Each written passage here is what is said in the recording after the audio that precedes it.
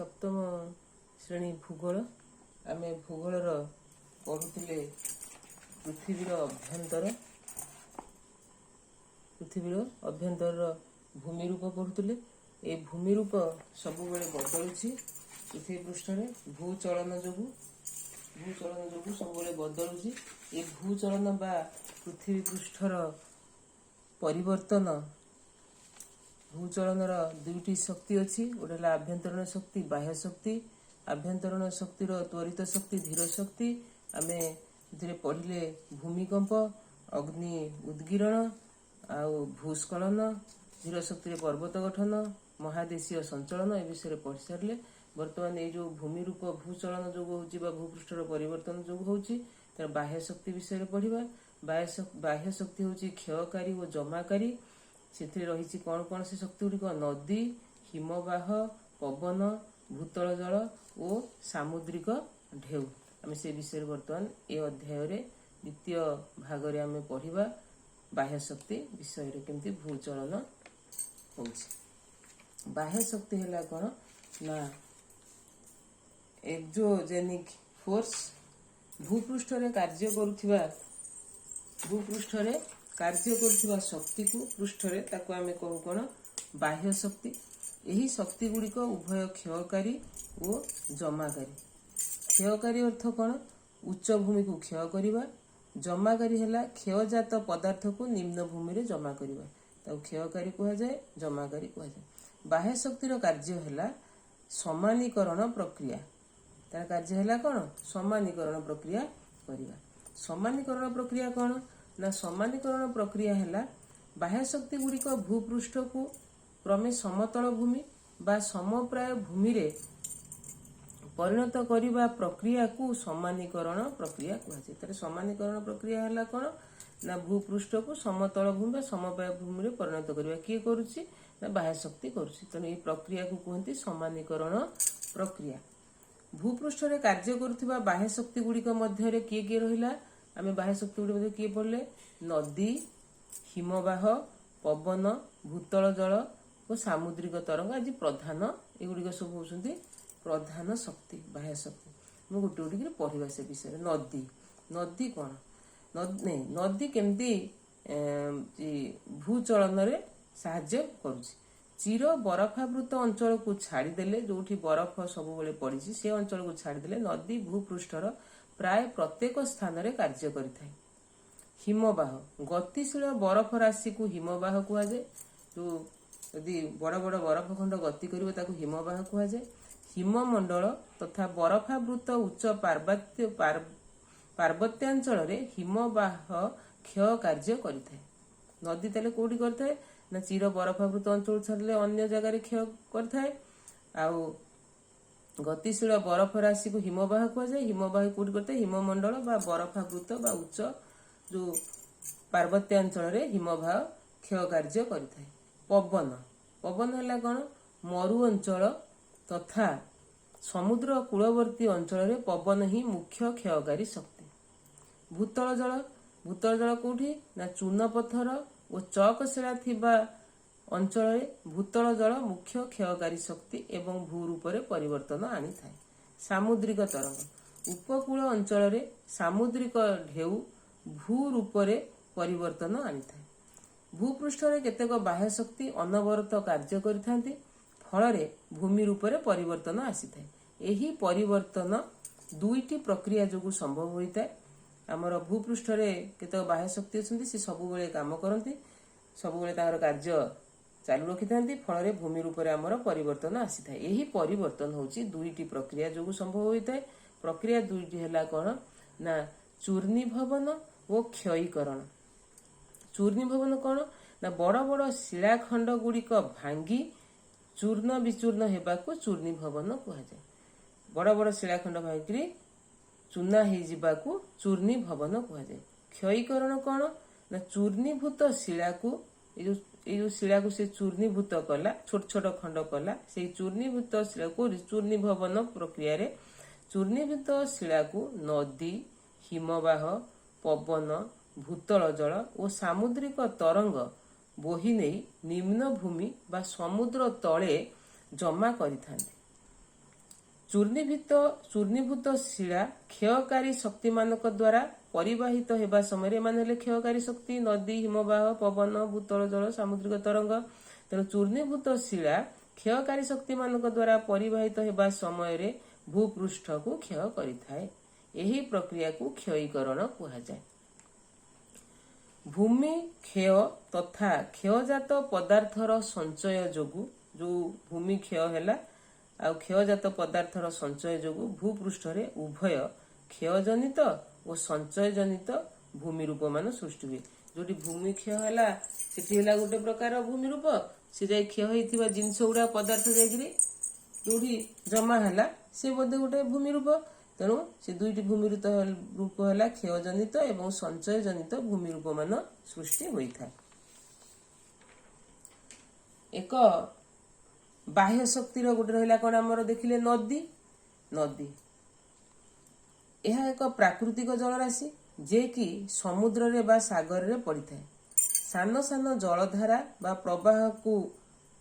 ପ୍ରବାହ ମିଶି ନଦୀ ହୋଇଥାନ୍ତି। ସାଧାରଣତଃ ପାହାଡ଼ ପର୍ବତ ହିଁ ନଦୀର ଉତ୍ପତ୍ତି ସ୍ଥଳ। ସାଧାରଣତଃ ନଦୀର ଉତ୍ପତ୍ତି ସ୍ଥଳ କୋଉଠି? ପାହାଡ଼ ଏବଂ ପର୍ବତ। ନଦୀ ଉତ୍ପତ୍ତି ସ୍ଥଳରୁ ଗଡାଣିଆ ଦେଇକିରି ସବୁବେଳେ ନିମ୍ନଗାମୀ, ତେଣୁ କୋଉଟା ଜଳ, ତେଣୁ ନଦୀରେ ଜଳ। ନଦୀ ଉତ୍ପତ୍ତି ସ୍ଥଳରୁ ଗଡାଣି ଦେଇ ସମୁଦ୍ର ବା ହ୍ରଦରେ ପଡିଥାଏ। ନଦୀ ଯେଉଁ ସ୍ଥାନରେ ଅନ୍ୟ ଜଳରାଶି ଅର୍ଥାତ୍ ସମୁଦ୍ରରେ ମିଶିଥାଏ ସେହି ସ୍ଥାନକୁ ମୁହାଣ କୁହାଯାଏ। ତାହେଲେ ମୁହାଣ କାହାକୁ କୁହାଗଲା ନା ନଦୀ ଯେଉଁ ସ୍ଥାନରେ ସମୁଦ୍ର ସହ ମିଶିଥାଏ ସେହି ସ୍ଥାନକୁ ମୁହାଣ କୁହାଯାଏ। ନଦୀ ଉପର ମୁଣ୍ଡର ଭୂମି ବନ୍ଧୁର ଓ ଅଧିକ ଢାଲୁ ବିଶିଷ୍ଟ। ବନ୍ଧୁର ମାନେ ଆବ୍ରାଖାବ୍ରା ଏବଂ ଅଧିକ ଢାଲୁ ବିଶିଷ୍ଟ ମାନେ ଗଡାଣିଆ। ଏଠାରେ ନଦୀର ବେଗ ଅତି ପ୍ରଖର। ତାର ଉପର ମୁଣ୍ଡରେ ନଦୀର ବେଗ ଅତି ପ୍ରଖର।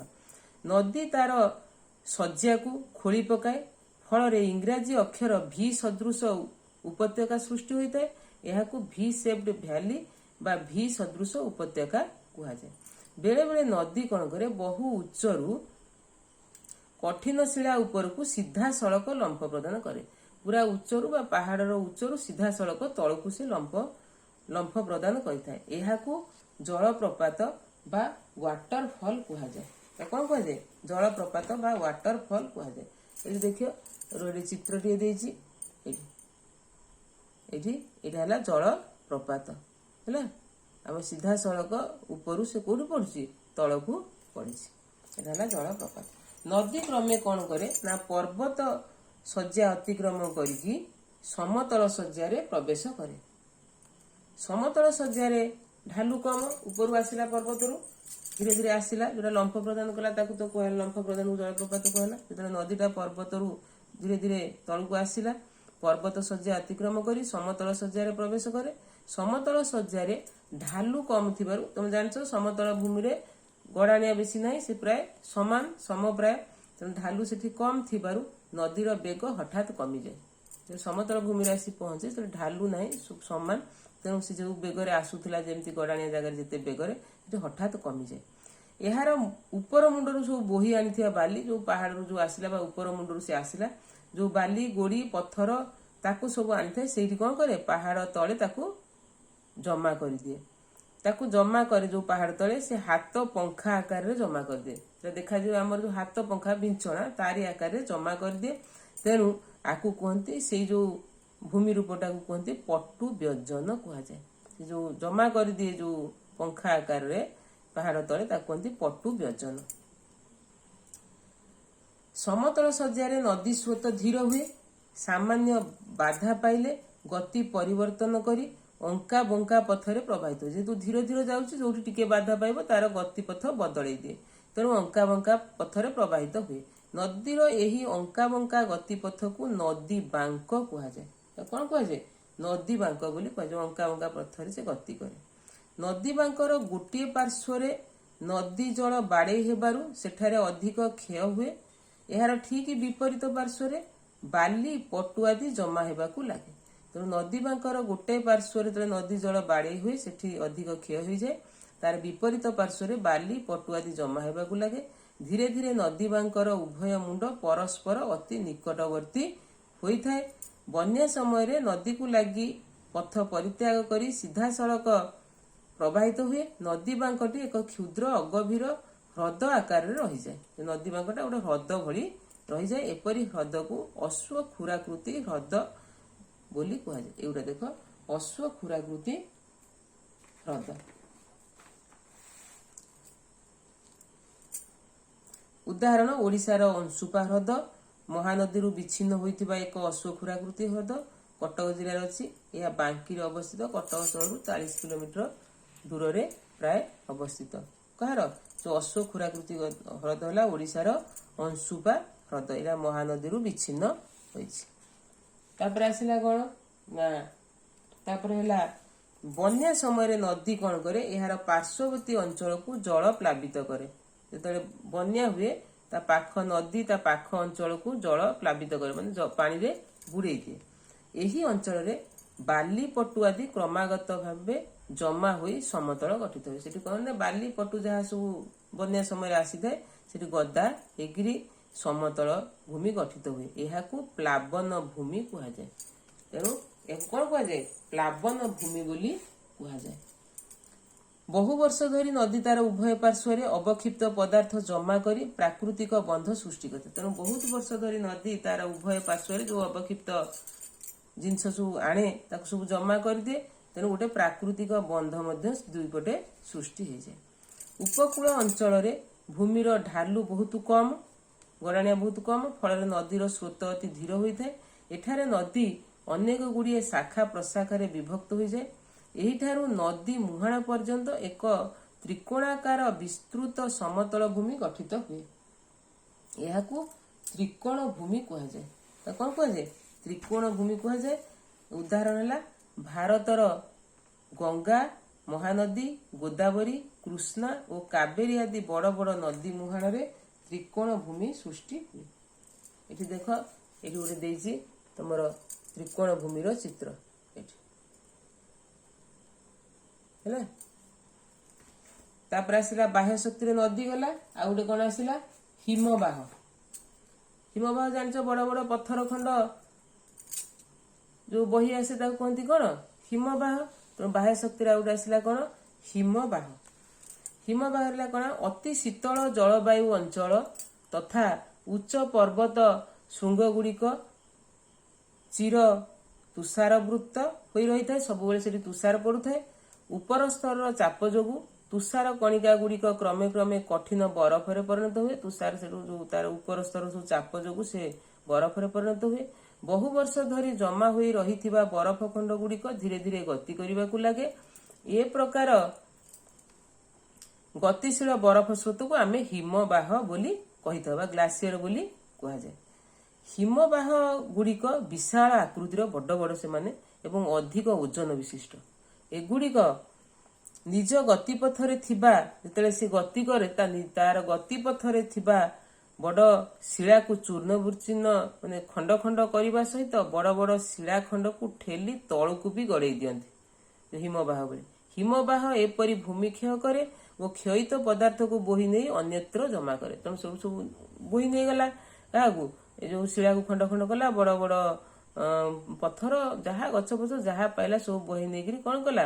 ଆଉ ଗୋଟେ ଜାଗାରେ ଜମା କରିଦେଲା। ଫଳରେ ଉଭୟ କ୍ଷୟଜାତ ଓ ସଞ୍ଚୟଜାତ ଭୂମି ରୂପ ସୃଷ୍ଟି ହୁଏ। ତେଣୁ ହିମବାହ ଯୋଗୁଁ ଉଭୟ କ୍ଷୟଜାତ ଭୂମି ରୂପ ଏବଂ ସଞ୍ଚୟଜାତ ଭୂମି ରୂପ ସୃଷ୍ଟି ହେଲା। ଯୋଉଠୁ ନେଇକିରି ଆସିଲା ସେଠି କ୍ଷୟଜାତ ହେଲା, ଯୋଉଠି ଜମା କରିଦେଲା ସଞ୍ଚୟଜାତ ଭୂମି ରୂପ ହେଲା। ହିମବାହ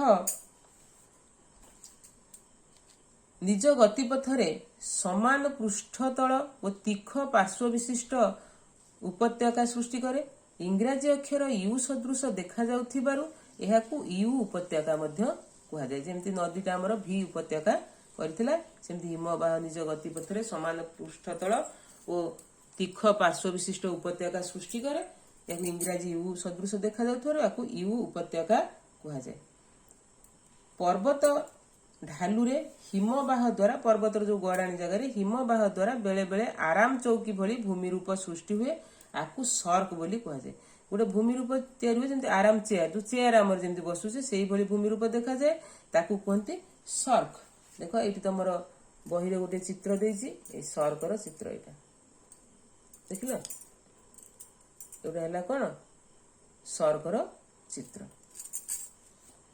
ହିମବାହ ବୋହି ଆଣୁଥିବା ଭିନ୍ନ ଭିନ୍ନ ଆକୃତିର ଶିଳାଖଣ୍ଡକୁ ଏହା ପାର୍ଶ୍ୱ ତଥା ଅଗ୍ରଭାଗରେ ଜମା କରିଥାଏ। ଏହି ସଞ୍ଚିତ ଭୂମି ରୂପକୁ କୁହାଯାଏ କ'ଣ? ଗ୍ରାବ। ସେ ଭୂମି ରୂପକୁ କ'ଣ କୁହାଯାଏ? ଗ୍ରାବ। ହିମବାହ ପାର୍ଶ୍ୱରେ ରେଖା ସଦୃଶ ଲମ୍ବି ରହିଥିବାରୁ, ତାର ହିମବାହର ପାର୍ଶ୍ୱରେ ଏହା ରେଖା ସଦୃଶ ଲମ୍ବି ରହିଥିବାରୁ ଏଗୁଡ଼ିକୁ ଗ୍ରାବ ରେଖା ମଧ୍ୟ କୁହାଯାଏ। ହେଲା, ତାକୁ କ'ଣ କୁହାଯାଏ? ଆଉ ଗ୍ରାବ ରେଖା ବୋଲି ମଧ୍ୟ କୁହାଯାଏ। ତାପରେ ଆସିଲା ଆମର ବାହ୍ୟ ଶକ୍ତି କ'ଣ? ନା ପବନ। ଆଉ ଗୋଟେ ବାହ୍ୟ ଶକ୍ତି ଆସିଲା ପବନ। ପବନ ମରୁଭୂମି ଅଞ୍ଚଳରେ ମୁଖ୍ୟ କ୍ଷୟକାରୀ ଶକ୍ତି ଆମେ ଆଗରୁ ଜାଣିଲେ। ମରୁଭୂମିରେ ପବନର ବେଗ ଅଧିକ ହୋଇଥାଏ।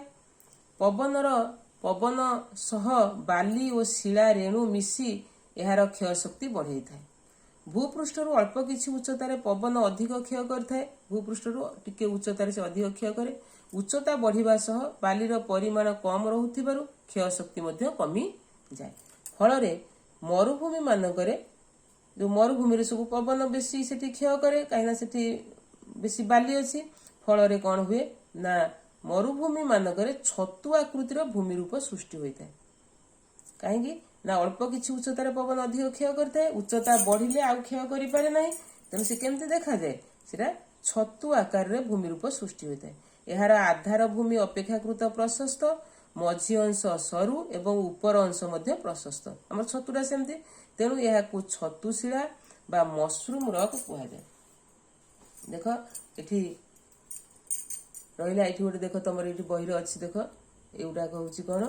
ନା ଛତୁଶିଳା। ଏଗୁଡାକ ତଳଟା ପ୍ରଶସ୍ତ, ମଝି ପୁଣି ସରୁଆ ହେଇଯାଇଛି, ଉପର ପୁଣି ପ୍ରଶସ୍ତ। ତେଣୁ ଛତୁ ଭଳିଆ ଦେଖାଯାଉଛି। ଏ ପବନ କରୁଛି ଏ ଭୂମି ରୂପ। ତେଣୁ ଆନା ହେଲା କ'ଣ? ନା ଛତୁଶିଳା।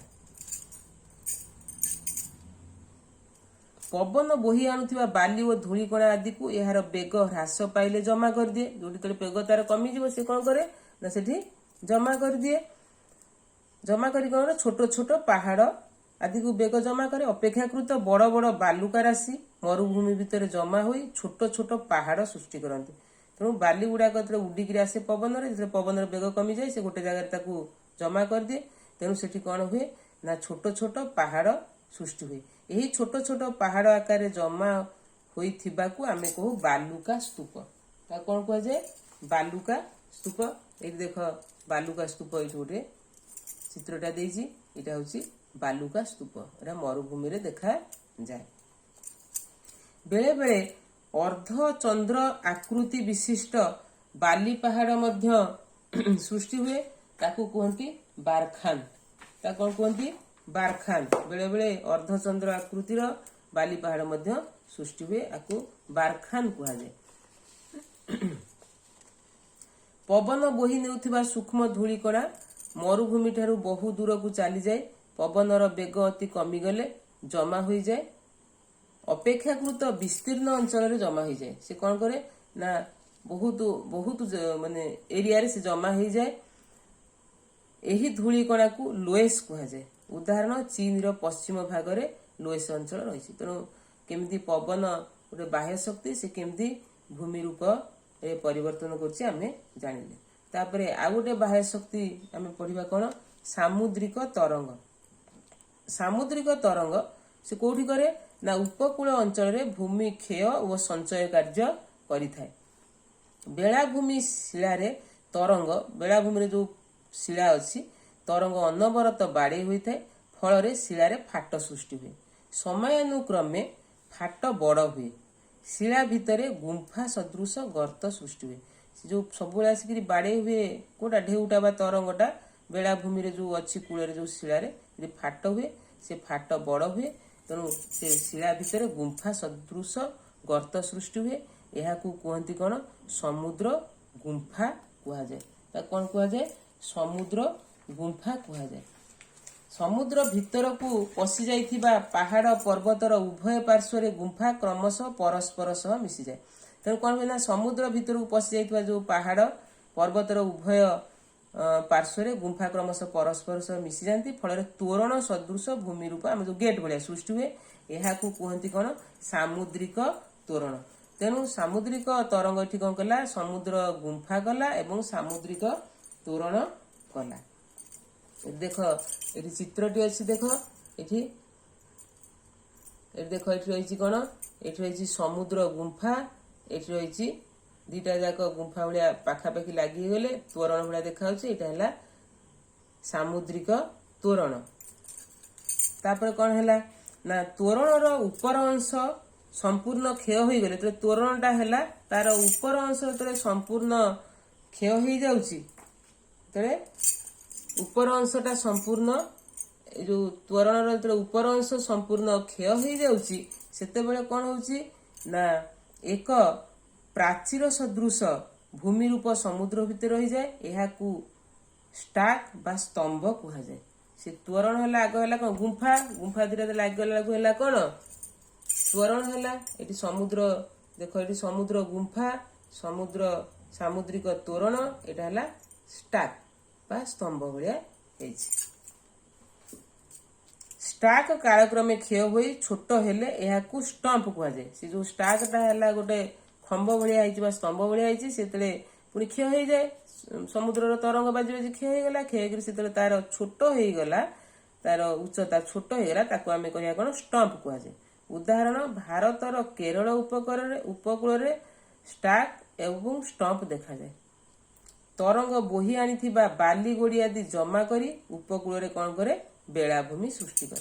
तेणु आम ये कौन पढ़ले ना सामुद्रिक तरंग केमिति समुद्र रे जो पहाड़ अच्छी सरी जो बेलाभूमि जो शिला अच्छी बाड़े ही केमती गुंफा भाया कर समुद्र गुंफा कले पुणी तोरण भाया कर सामुद्रिक तोरण कहले स्टाक आउ स्टंप विषय आम जानिले केमती भूमि रूप बदलाउछि। तापर आउ गोटे बाह्य शक्ति आसला कौन ना भूतल जल गोटे आसला कौन भूतल जल। भूतल जल चून पत्थर अंचल मुख्य क्षयकारी शक्ति। पवन हूँ मरुभूमि यहाँ सेमती भूतल जो आमर सामुद्रिक तरंग है समुद्र कूल यहाँ भूतल जल है कौटी चून पत्थर अंचल मुख्य क्षयकारी शक्ति। चून पत्थर अधिक संधियुक्त तुम जान जो चून पत्थर ता भीतर बेसी कणा कणा थाए यही संधि बाट दे जल भितर को पशि जाए। पशिबा द्वारा कौन है सब बड़ जल सेपटे गला जीवा आसवा कला पशिबा द्वारा कौन कला ना से जो कणा गुड़िक संधि स्थल गुड़िक क्रमे क्रमे कौन होगा क्षय होकर प्रशस्त होगा बड़ बड़ कणा होगा फल चून पत्थर अंचल भूमि रूप खंड विखंडित हो जाए। जो चून पत्थर थाए से भूमि रूप गुड़ाक भांग माने भंगा ददरा भाया खंड विखंडित हो जाए। भूमि उपरु निम्न को पानी शोषी हो जाउथिबा स्थान रे काहाली सदृश गात सृष्टि हुए। जोटा भूमि उपरु निम्न को पानी शोषी हो जाउछि सेठी काहाली भलिया गात सृष्टि हुए कोडी चून पत्थर अंचल रे एहा को कहंती डोलाइन। यह कौन कहती जो काहाड़ी भाया होते कहती डोलाइन। डोलाइन आकार रे बड़ हेले से जो डोलाइन टा कौन काहाड़ी भाया जिते से बड़ हो सब से माने काहाड़ी भितर भी जो डोलाइन भितर भी पानी जाऊँगी पानी गले से आस्ते आस्ते प्रशस्त हो बड़ हो काहाड़ीटा तेरे डोलाइन आकार रे बड़ हेले कहती उभाला। कौन कहती उभाला। ये देख गोटे उभालार चित्र देइछि यहाँ हूँ उभाला। जितेबले आमर ये जो डोलाइनटा जो पुणी बड़ हो प्रशस्त हो काहाड़ी भाया देखा जाऊनी कहगला कौन उभाला। चून पत्थर अंचल भूमि तले बेले बेले कौन हुए ना बड़ बड़ गह्वर सृष्टि हुए बड़ बड़ गात सृष्टि हुए यहाँ चून पत्थर गुंफा कह जाए। कौन कहते चून पत्थर गुंफा कह जाए। चून पत्थर गुंफा तले जल सब बहुची बोहिबा जो सुरंग पथ सब सृष्टि हुए। सुरंग जानते माटी तले जो गात भाया कि जानते कहते सुरंग पथ। तेणु चून पत्थर गुंफा तले जो गुंफा है से तले जल बही जो सुरंग आस्ते आस्ते भितर भितर भितर भितर से बहीगला गुंफा भाया होगा कहते सुरंग पथ सृष्टि हुए चून पत्थर गुंफा तले। चून पत्थर अंचल नदी जो सुरंग पथ दे भू निम्न रे प्रवाहित हुए ए प्रकार जो उपत्यका तैयारी हुए ताकू कहते अदृश्य उपत्यका। तो अदृश्य उपत्यका क्या कहते चून पत्थर अंचल नदी सुरंग पथ दे भू निम्न रे प्रवाहित हुए ए प्रकार जो उपत्यका सृष्टि हुए ताकू अदृश्य उपत्यका कह जाए। बड़ बड़ चून पत्थर गुंफार छातरू बड़ बड़ चून पत्थर जो गुंफा हो जाइथो ता छातरू चून मिश्रित जल टोपा बिंदु बिंदु हो तलकू पड़े। चून पत्थर आ पानी मिसिक बिंदु बिंदु हो तलकू पड़े। चून पत्थर अंश भूमि रे जमा होई हुंका परी चून स्तंभ सृष्टि करे। जो चून पत्थर टोपा टोपा होकर पड़ा से भूमि रे पड़ी हुंका भाया हुंका देख हुंका परी चून स्तंभ बा खुंब भाया सृष्टि हुए। यह कहती स्टालागमाइट। जो खुंब भाया हुए जो चून गुड़ाक जमा होकर खुंब हुए यह कहती कौन स्टालागमाइट। सेहीपरि एतरे चून मिश्रित जल गुंफा छातर खसवा समय किछि चून अंश छातर जमिया लगे तले जमिला जी स्तंभ भाया कहले स्टालागमाइट। केतेक चून मिश्रित जल गुंफार छातर खसवा समय किछि चून अंश छातर जमिया लगे क्रमे यह बड़ होगी छातर ओहल सदृश तलू ओहली था जमी बर ओहल नुह गछ तलू ओहलता सेमती ओहल सदृश तलू झुली रुए। यह कहती स्टालाक्टाइट। तेणु जो चून मिश्रित जल टोपा तले पड़ी भूमि रे पड़ी स्तंभ भाया ठिया है ताकू कहगला स्टालागमाइट। जो गुड़ाक से छात उपरे जमीगला चून मिश्रित जल जमिकी जमी आम ओहल भाया तलू से छातर ओहला ता ना है कौन स्टालाक्टाइट। ता कौन कहते स्टालाक्टाइट कहुए। तेणु देख ये तुम चित्रटे देछि एटा हला स्टालागमाइट जोटाक आमर जमा होइछि कोठी चून मिश्रित जल गुंफारू चून गुंफारू तले जमा होकर स्तंभ भाया होइछि ताकू कहगला स्टालागमाइट। जो गुड़ाक से गुंफार छातरू चून मिश्रित जल किछि लागिक तलकू ओहल भाया होइछि ता ना हैला कोन स्टालाक्टाइट। ये स्टालाक्टाइट और स्टालागमाइट मिलित हुई सृष्टि करुवा स्तंभ को पॉपकॉर्न कह जाए।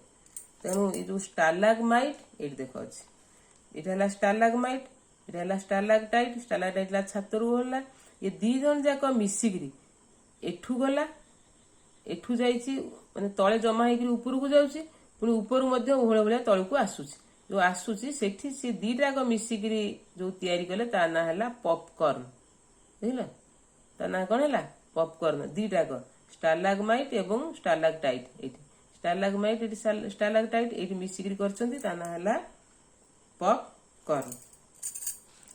तेणु आमे एबे पढ़िले कौन ना आमे जो भूचलन बा जो भूमि रूपर जो बाह्य शक्ति भूमि रूप बदल जो बाह्य शक्ति अच्छी भूचलन जो बाह्य शक्ति अच्छी से बाह्य शक्ति विषय पढ़िले।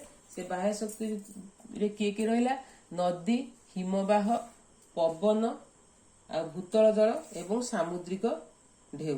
ये नदी है कौन तुम जान नदी जो पृथ्वी रे हजार हजार छोट छोट जलप्रपात रही। दक्षिण अमेरिकार गोटे भेनेजुएला देश अच्छी गोटे अच्छी जलप्रपात रही जो नदी रे जो जलप्रपात होची जलप्रपात रही से जलप्रपात होची कौन सबुठु पृथ्वीर उच्चतम जलप्रपात। पृथ्वीर उच्चतम जलप्रपात ताले किए है कौट रही ना आमर दक्षिण अमेरिकार भेनेजुएला देश रे रही। अन्यान्य प्रधान जलप्रपात मध्य आगे रही युक्तराष्ट्र अमेरिका और कानाडा मध्यवर्ती एक नायग्रा जलप्रपात उत्तर अमेरिकार जलप्रपात एवं जाम्बिया और जिम्बाब्वे आफ्रिकार मध्यवर्ती विक्टोरिया जलप्रपात यही सब जलप्रपात केते गुड़े रही। तेणु आम ए कौन पढ़िले ना आमर ये दुईटी भाग आमर सरीगला कौन पृथ्वीर अभ्यंतर भूमि रूप सरीला।